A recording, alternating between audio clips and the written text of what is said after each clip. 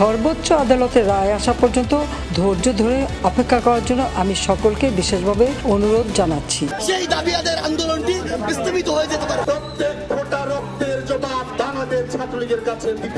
17 জুলাই আন্দোলনের ইতিহাসের অন্যতম তাৎপর্যপূর্ণ একটি দিন।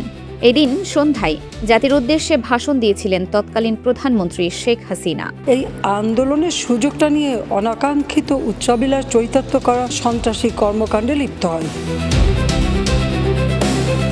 ভাষণে তিনি আন্দোলনরত শিক্ষার্থীদের সর্বোচ্চ আদালতের রায়ের জন্য অপেক্ষা করার আহ্বান জানিয়েছিলেন।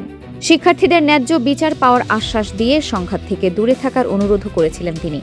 তবে কে জানত এটাই হতে যাচ্ছে জাতির উদ্দেশ্যে তার শেষ ভাষণ। তৎকালীন প্রধানমন্ত্রীর সেই ভাষণের আগেই মূলত সারা দেশ উত্তপ্ত হয়ে উঠেছিল। আগের দিন রংপুরে জুলাই আন্দোলনের প্রথম শহীদ আবু সাইদ সহ 6 জন নিহত হওয়ার ঘটনায় দেশ জুড়ে বিক্ষোভ ছড়িয়ে পড়ে।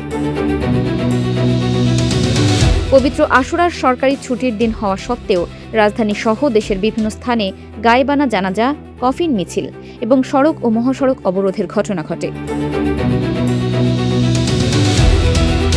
নিহতদের স্মরণে বৈষম্য বিরোধী ছাত্র আন্দোলনের ডাকে ঢাকা বিশ্ববিদ্যালয়ের রাজু ভাস্করের সামনে গায়েবানা জানাজার আয়োজন করা হয়।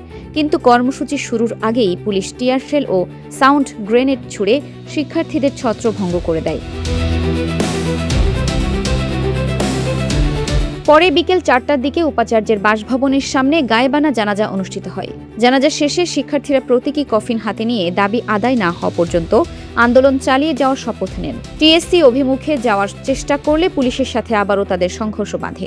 একই দিনে বিশ্ববিদ্যালয় মঞ্জুরি কমিশনের নির্দেশনায় দেশের সব বিশ্ববিদ্যালয় বন্ধ ঘোষণা করা হয়।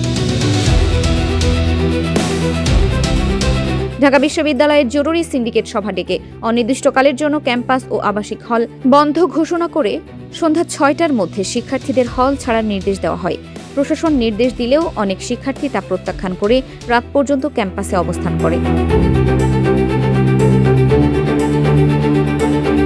এর আগে 16 জুলাই রাতভর ঢাকা বিশ্ববিদ্যালয়ের বিভিন্ন হলে প্রতিবাদ জানিয়ে তৎকালীন ক্ষমতাসীন ছাত্র সংগঠনের নেতাকর্মীদের বের করে দেয় সাধারণ শিক্ষার্থীরা।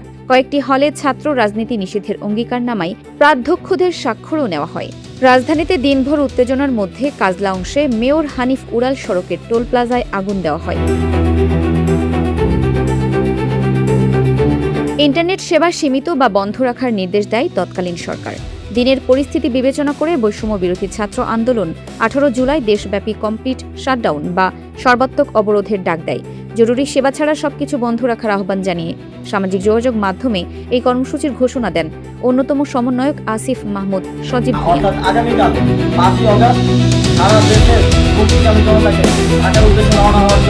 অন্যদিকে তৎকালীন সরকারের মন্ত্রীরা অভিযোগ করেন যে কোটা সংস্কার আন্দোলন সরকার বিরোধীদের হাতে চলে গেছে। সকালে রংপুরের পীরগঞ্জে নিজ গ্রামে দাফন করা হয় শহীদ Abu সাইদকে।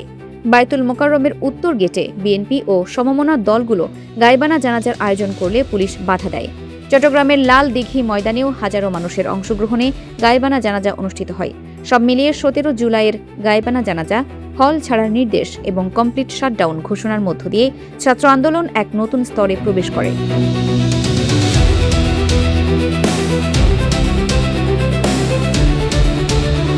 Farhana Nizam, desk report, Dinajpur TV.